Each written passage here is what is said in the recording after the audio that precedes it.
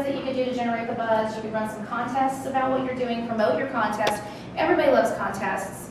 This just kind of came to mind right now. I don't know if you could do it, but you know what really kind of bugs me is like when I walk into a restaurant and somebody has set up a box that you can enter a deal, and you just walked into somebody's restaurant and getting all their leads. And I don't know how you get permission to do that. I haven't really asked them, but I always wonder when I go, what are you doing? Get your own mailing list. This is you've advertised to get these people in the door. Have your own contest. Have your own contest, exactly. But then there's the whole thing of what do they do with all those slips? I've heard people say, I draw a name and throw the rest away. Oh gosh. Just think kind of outside the box. And I wasn't going to bring up Slapchop, but since I have a minute, if you go to YouTube and type in Slapchop, anybody seen the Slapchop video? And what he's done is he's taken something that's just a regular household item that's just kind of boring by itself, and he has turned it into something that you feel like you just gotta have it.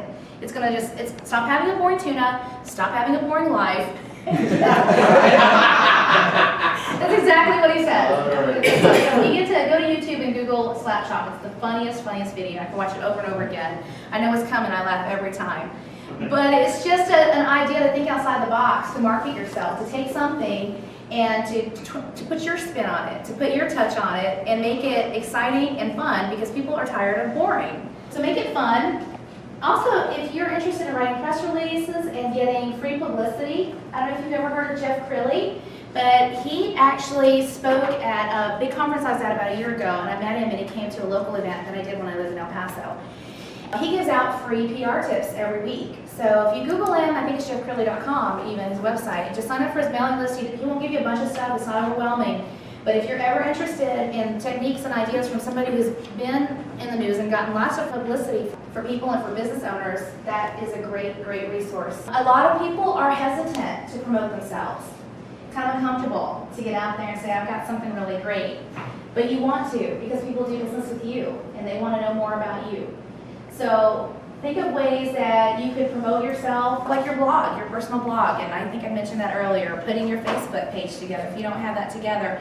It's like, have you ever been to a networking event and then somebody calls you and says, hey, I just want to get to know you more, find out more about you, find out more about me, and find out how we can work together, and then it turns into awkward coffee, right? They want you to sign up for something and they're really not interested, in you.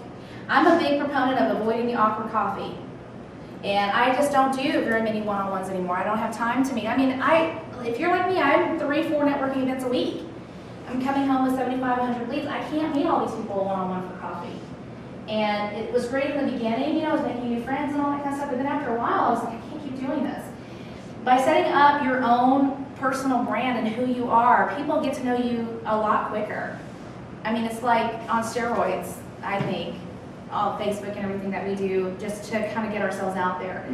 If you're concerned about privacy and transparency, I think it's pretty much out the window these days, right? I mean, there's just really no privacy anymore, and in order to be transparent with the people that you need to be transparent with, that you would in front of coffee, try to find other ways to do that and make it a little quicker for people to have access to you. If I'm running late to meet you, I want to be able to Google you, and boom, your cell phone shows up, your email shows up. I got to get you right now, right? And I've Googled people, and I'm digging and digging, I can't find her email, I can't find anything, because they're not out there, and it makes it difficult because things are fast. So get out there and get your name out there, and look for some ways to promote. And viral promotion those are ideas and concepts that spread virally. So if you do something fun, if you put together a fun event or a fun contest, give people something to talk about. Other people that are going to be your, Tribes. Are you guys reading Tribes? Seth Godin? Anybody reading that book? Read it? I have to hold it up. Amazing book. I'm almost done with it. But it's all about forming tribes, that movements today, people want somebody to follow. These are people that just get engaged in what you're doing. They will carry your banner. They will help you promote what you're doing because they love you. They love what you're doing, and they want to be a part of what you're doing. So empower them by providing the tools and resources that make you accessible and give them something to want to be a part of.